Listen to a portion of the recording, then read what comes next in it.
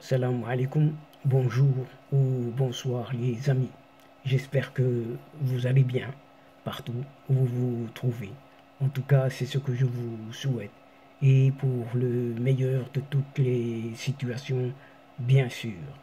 Bienvenue sur votre chaîne Bled Maharibia qui attend comme toujours vos encouragements qui nous font beaucoup de bien.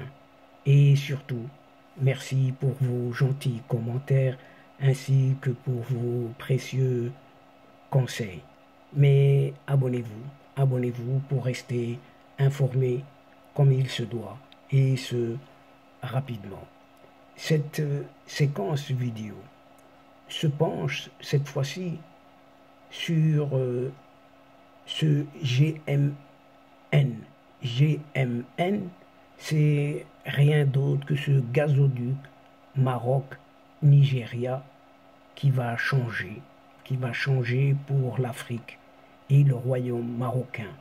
Un royaume qui adopte une certaine politique fondée sur la réalisation de l'intégration économique, notamment avec son environnement continental. En effet, ce projet du gazoduc Maroc-Nigeria ambitionne d'en être un maillon essentiel. Et nous allons voir ce qu'il en est à travers cette courte séquence. Tout d'abord, ce projet est là pour assurer une certaine paix durable à l'échelle de toute l'Afrique de l'Ouest, et pas que, et de garantir une intégration économique dans tout le continent. Vous entendez bien, dans tout le continent africain. Ce sont là les piliers sur lesquels repose ce projet du GMN, gazoduc Maroc-Nigeria. Une analyse faite par un certain journal, et pas des moindres, un journal londonien, Al-Arab, dans son édition de ce lundi 1er mai dernier, et qui permet d'en saisir tous les contours, en tout cas les contours les plus essentiels. Et cette détermination du royaume marocain traduit la conviction du roi Mohammed VI lui-même en personne que, on ouvre et on ferme les guillemets tout de suite, que la paix ne peut être réalisée au niveau continental et international sans une approche globale, fondée entre autres sur le développement économique. En tout cas, c'est ce qu'indique ce journal londonien Al-Arab. Et de rappeler ici le message royal adressé aux participants, tous les participants, aux réunions annuelles conjointes des institutions financières arabes dont les travaux se sont ouverts samedi dernier à Rabat. Et un message dans lequel le souverain marocain salue le soutien des institutions financières régionales et internationales qui ont accompagné le financement des études de ce projet très prometteur et qui ont manifesté leur disposition à appuyer la mise en chantier de ce projet continental, mais aussi très structurant.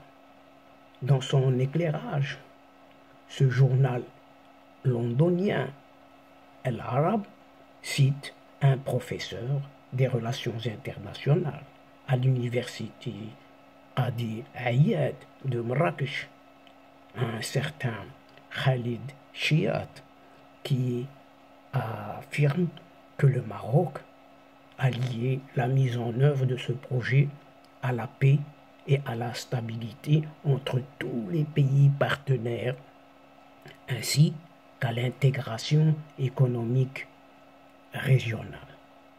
Le professeur Khalid Chiat explique aussi qu'avec les entraves auxquels fait face le projet de ce qui est appelé encore l'Union du Maghreb.